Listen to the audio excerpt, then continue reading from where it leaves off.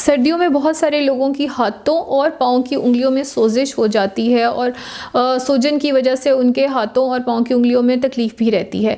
इनको चिलब्लेन्स कहा जाता है। अब इसकी वजह क्या है और इसका इलाज क्या है, थोड़ी सी आज हम इसके ऊपर बात कर लेते हैं। सबसे पहले तो मैं आपको ये बताना चाहती हूँ कि ऐसे तमाम लोग जिनको ये मसाइल होते हैं उनको ये चाहिए कि वो एहतियात करें। फ़ौरन सर्दी में एक्सपोजर जो है उनके लिए अच्छा नहीं है, तो अगर उन्हें सर्दी में सुबह के टाइम उठ के जाना है या ऐसे औकात में जिनमें सर्दी ज़्यादा होती है उन्हें घर से बाहर निकलना है, तो कोशिश करें कि अपने हाथों और पाँव की उंगलियों को कवर्ड रखें और कम से कम एक्सपोजर हो उनका।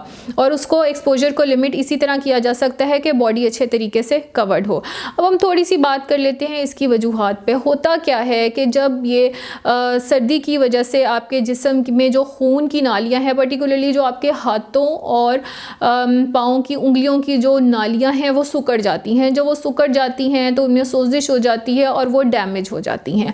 अच्छा, जब ये डैमेज हो जाती हैं उसके बाद जब भी हम इनको अगर हीट की तरफ, जैसे हीटर की तरफ करेंगे या उनको गर्म करने की कोशिश करेंगे, तो होता क्या है कि जो आपकी खून की नालियों के अंदर से पानी है वो निकल के बाहर जिस्म के अंदर आ जाता है और इस तरह से जो आपके जिस्म की उंगलियां हैं या आपके पाँव की उंगलियां हैं वो सूज जाती हैं और उस सूजन की वजह से फिर आपके उंगलियों में दर्द भी रहता है। इसकी मुख्तलिफ तरह की वजूहात हो सकती हैं। ऐसे तमाम लोग जिनको ऑटो इम्यून डिजीज़ होते हैं, जैसे SLE है, ल्यूपस है, इस तरह के लोग जो हैं आमतौर पे इस मसले का शिकार रहते हैं। इसके अलावा इसका बहुत इंपॉर्टेंट फैक्टर जो है वो एक जेनेटिक्स है।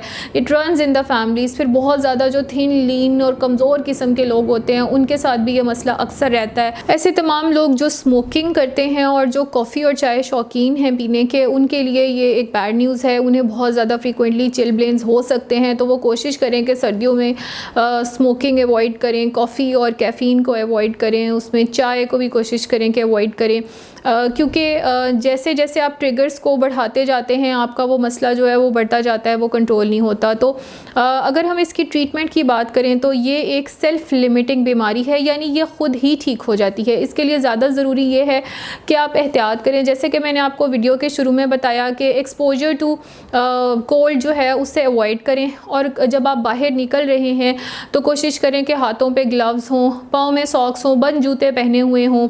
और इसके साथ साथ अगर आप एक दफ़ा कोल्ड को एक्सपोज हो चुके हैं और कोल्ड एक्सपोजर की वजह से आपकी उंगलियों की नालियाँ सिकुड़ चुकी हैं और डैमेज हो चुकी हैं, तो उसके बाद कोशिश करें कि फ़ौरन हीटर की तरफ ना जाएं, क्योंकि जब आपका वही कोल्ड एक्सपोज पार्ट जो ऑलरेडी डैमेज हो चुका है, जब वो हीट होगा तो आपकी जो खून की नालियाँ हैं उनमें से फ्लूइड निकल के बाहर आ जाएगा और फिर आपकी जो उंगलियाँ हैं हाथों की और पाँव की वो सूज जाएंगी और वो उंगलियाँ सूजने की वजह से और शदीद दर्द बढ़ जाता है।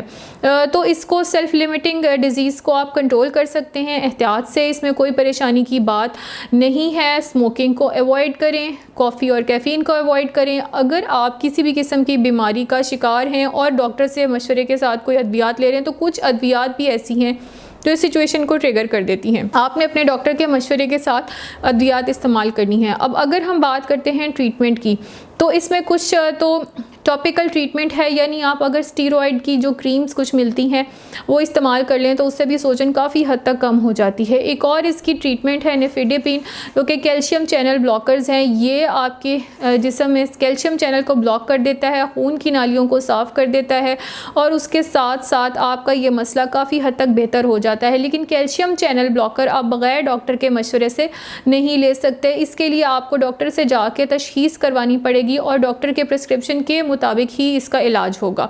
अदरवाइज़ ये एक सेल्फ़ लिमिटिंग बीमारी है जिसको एहतियात के साथ रोका जा सकता है और बचा जा सकता है।